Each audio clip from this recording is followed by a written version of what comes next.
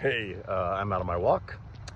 This video is really for my family, my Fortress parishioners, my Bible college friends. The pics from the last week in LA and even here in San Diego have been really hard to look at. And I just wanted to ask all of you something to think about as Christians, as evangelical or Bible or conservative, whatever label you want. The very basis, foundation, starting point of our faith has always been this idea of the need of God's grace. We are sinners, or we're born with a sin nature, and here was this God, the God of the universe, who created everything, who looked at us and was like, well, they deserve punishment, they deserve death. They have no right to life, they have no right to heaven, they have no right to my love. And yet, what's the message of our faith?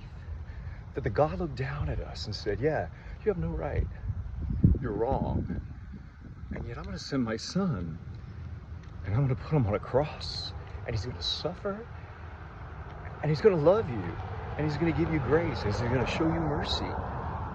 And we go to our churches and we sing Amazing Grace and all these songs, and then we leave the walls and we can't show even slight grace to people around us who, yeah, they might be wrong.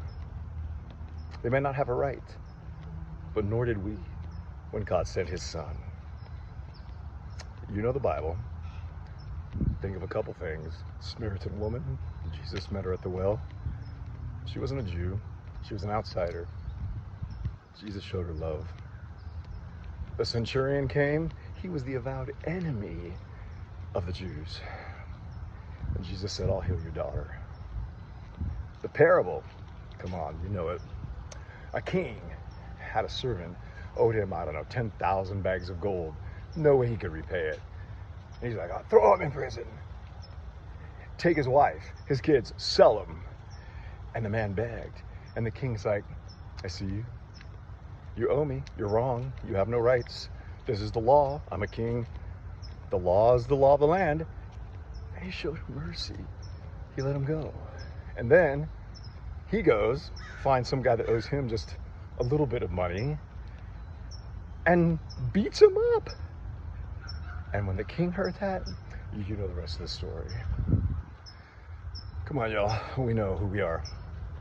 God's a king. We're that first servant. We had no rights, no claim to forgiveness, no claim to kindness, no claim to mercy. And the creator of the universe showed us love.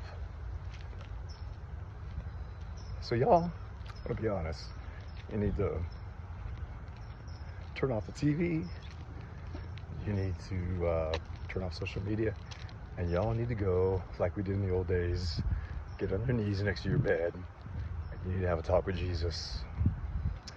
And say, Jesus, what should my response be to these people who, yeah, they don't have rights.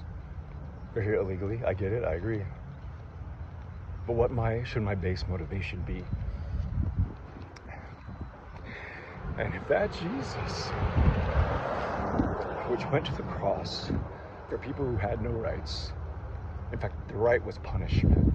The right was death. And hung there, put nails in his hands, bled, crown of thorns, could hardly breathe, even to the point where he said, God, Dad, why have you forsaken me?